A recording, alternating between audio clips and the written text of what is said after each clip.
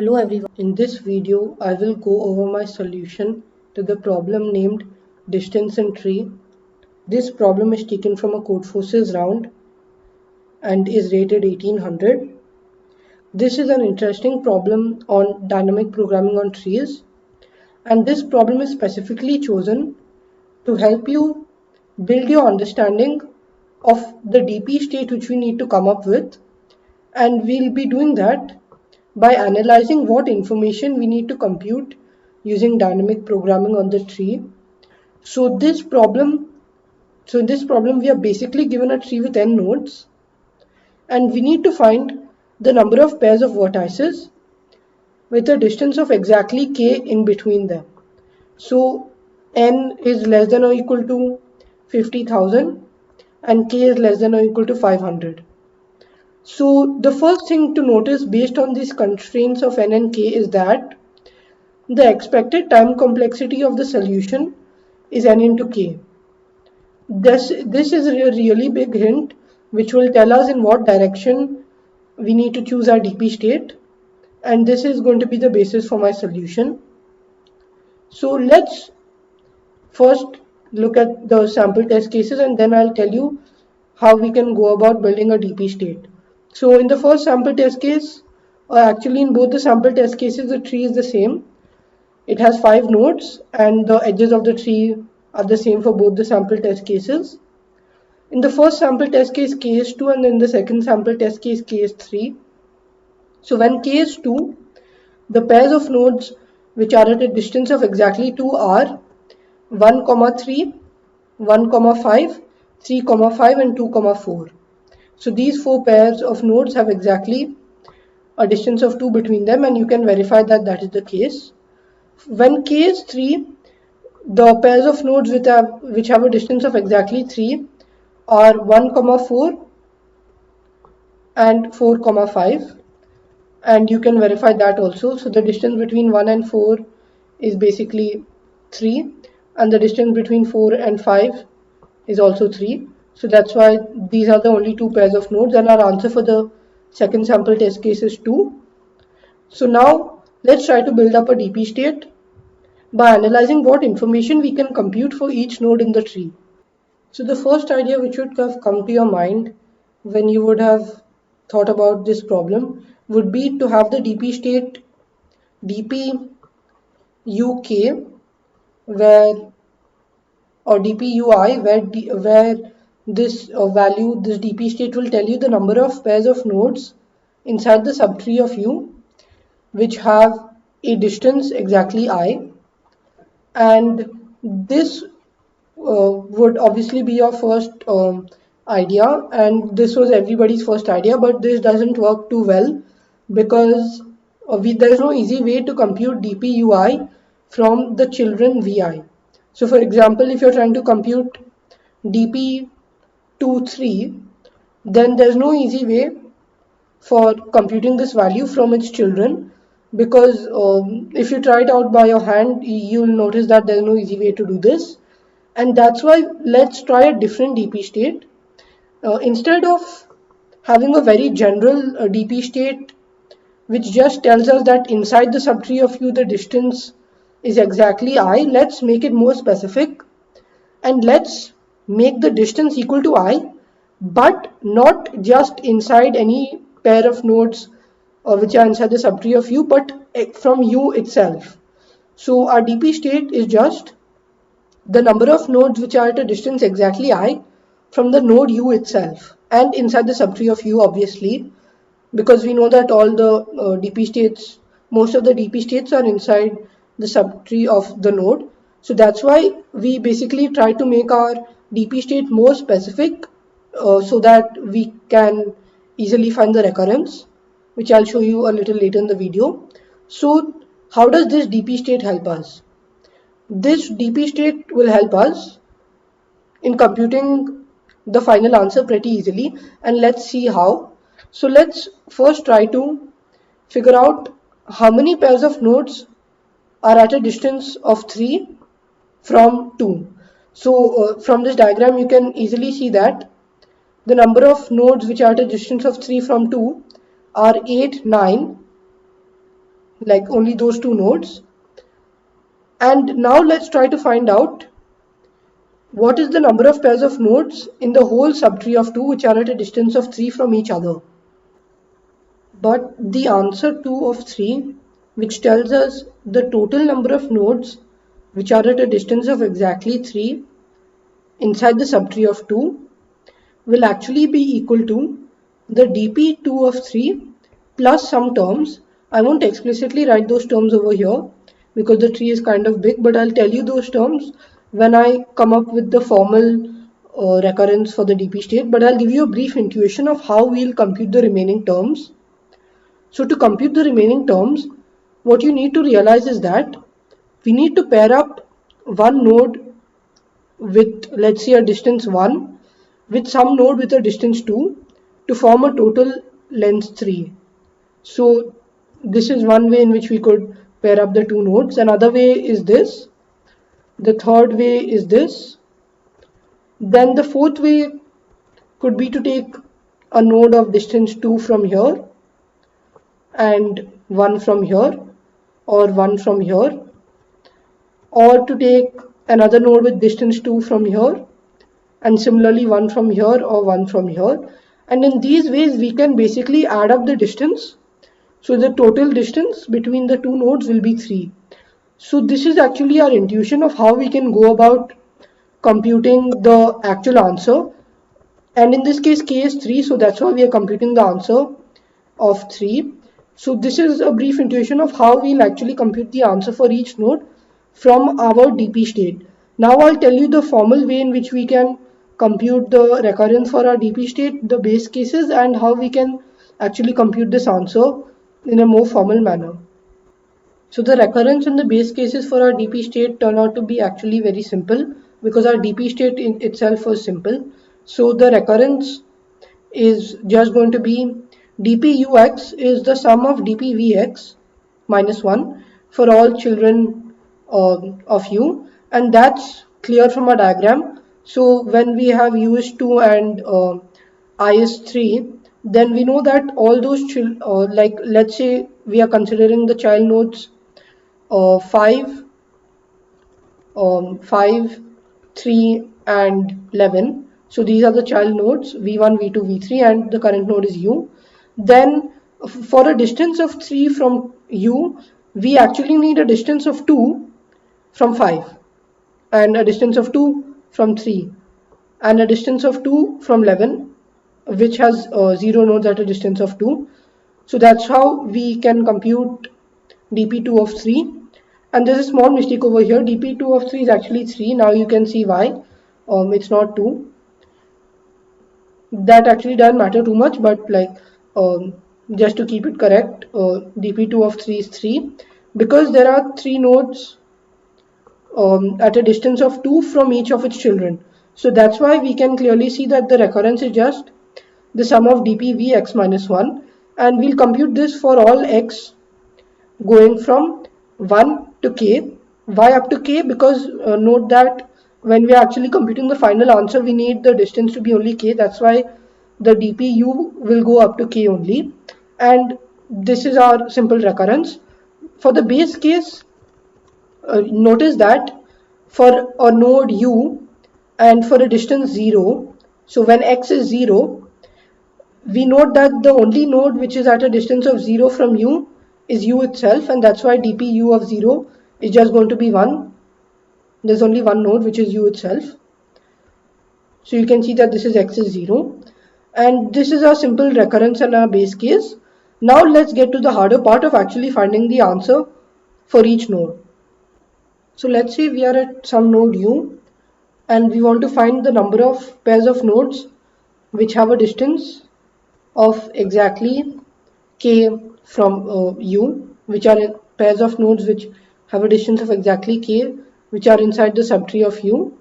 So let's say that u has y number of nodes, v1 through vy, and let's try to find this answer with u subtree. So the key observation is that let's say that we are iterating over the children and we are at some child v2, for example, or for simplicity let's say v1, And now let's try to go over some node which is at a depth x from u. So basically that node is at a distance x from u. So let's consider all those nodes which are inside the subtree of v1 and which are at a distance of x from u.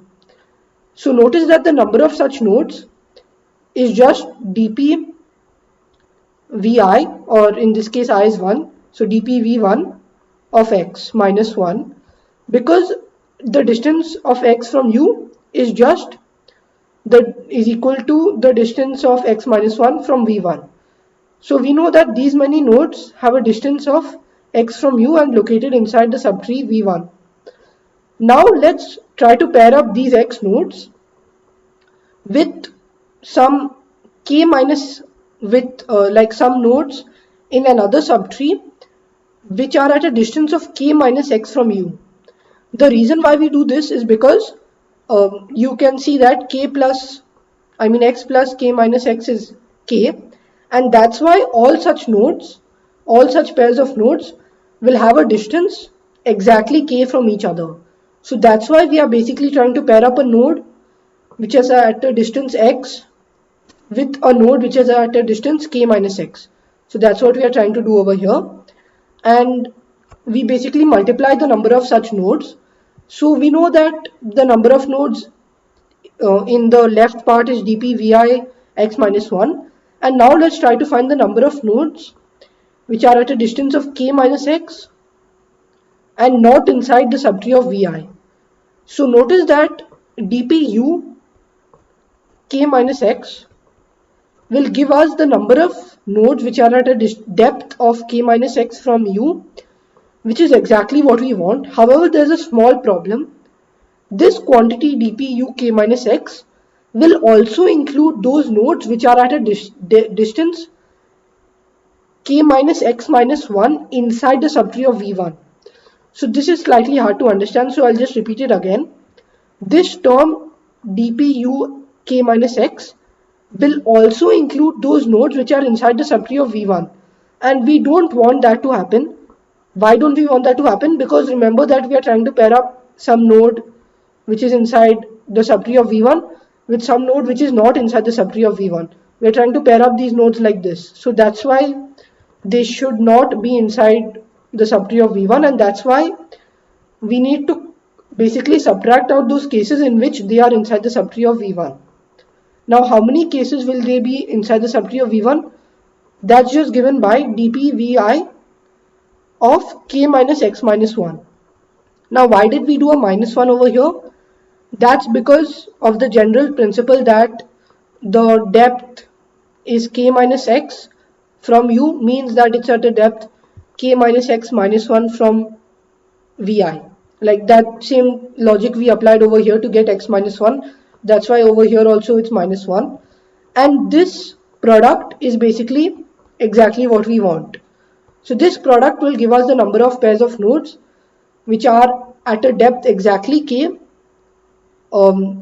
which have a distance exactly k, and which are inside the node u. So I'll just write this in a more formal way below. So the final term, answer u of k, which tells us the number of pairs of nodes which are at a distance exactly k from each other inside the subtree of u, is just given by this slightly complicated expression. Although it looks intimidating, don't worry at all, because the code is actually very simple. The code will actually just be these two loops and just repeated for each node in the depth first search. So it's actually very simple code. The expression is only a bit complicated to write and to understand. So let's try to decode it. In this expression, I'm basically going for all the vi, for all children vi of the current node u, and inside the loop I'm basically iterating over x. X goes from 1 to k minus 1. The reason why x goes from 1 to k minus 1 is because if x is 0, then it doesn't make sense, because there's going to be no node at the depth 0, like inside some subtree vi. And also if x is k minus 1, like by a similar logic, this index will actually be negative. So when x is 0, x minus 1 is negative, and when x is k minus 1, I mean when x is k, this term is negative. That's why we don't want negative indices, and that's why x goes from 1 to k minus 1. And we do this product. I just explained what this product is. It's the number of nodes which are at a depth x inside the subtree of u and inside vi, and that basically means at a depth x minus 1 inside vi. That's the first quantity. The second quantity is the number of nodes which are at a depth k minus x and are inside the subtree of u but not inside the subtree of vi, and that's given by this expression because we basically calculate all those nodes which are at a depth k minus x and subtract those nodes which are inside vi and are at a depth k minus x from u or k minus x minus 1 from vi. So I tried my best to explain this expression, and you can just watch the last few minutes a few times if you didn't get it fully. And this is our whole logic. So we'll just compute this answer uk for each u going from 1 to n, and we'll just sum this up in the depth first search. So now I'll just quickly show you how we can implement this. The implementation is really simple. So just watch the implementation if you didn't get the logic fully. So in the implementation, I have the variable n and k, which represent the number of nodes in the tree and the distance between the pairs of nodes which we want. I read in the graph, or basically the tree. I call the depth first search and I print the answer. So the whole action takes place in the depth first search as usual, where we compute the DP states. And notice that it's only around 17 lines, so it's really simple. So in the depth first search, I have the base case DPU of 0 is 1. Notice that this is not only for leaf nodes, this will be applicable for all nodes. That's why I don't have that is leaf stuff over here.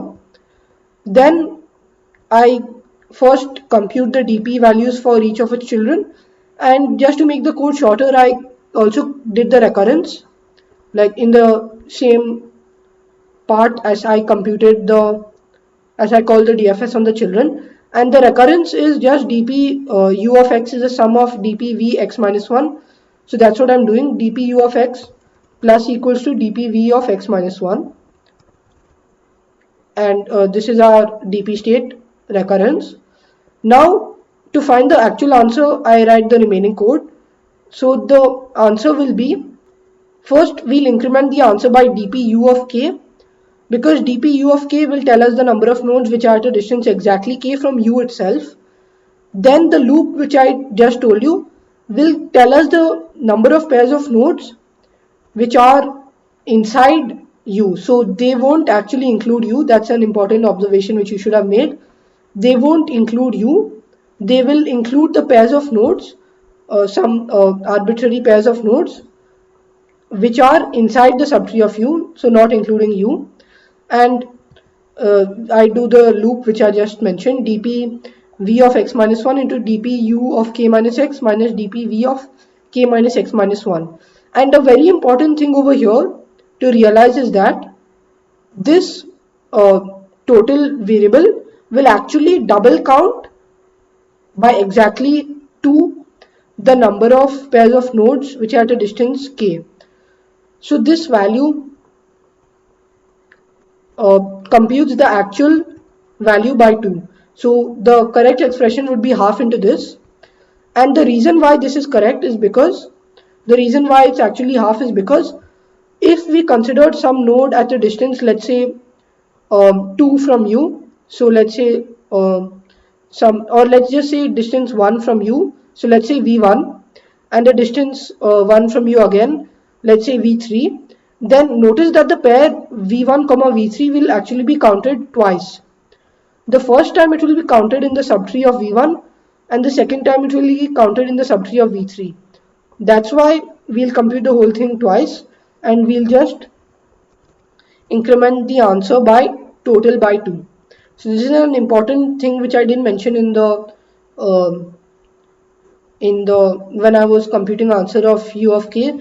So sorry about that, but now you should realize why we do total by 2. And that's it. That's our whole DFS function, and in the end we just print the answer.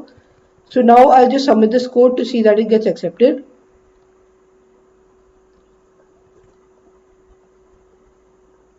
So as you could see, my code got accepted. As you could see, this problem proved useful to you in finding out and building your understanding of the DP state. In this problem, we used a DP state which was not exactly the final answer, but which helped us to find the answer using some computations. And if you like this video, don't forget to give it a thumbs up. Also, do consider subscribing to the channel for more such content. Thank you.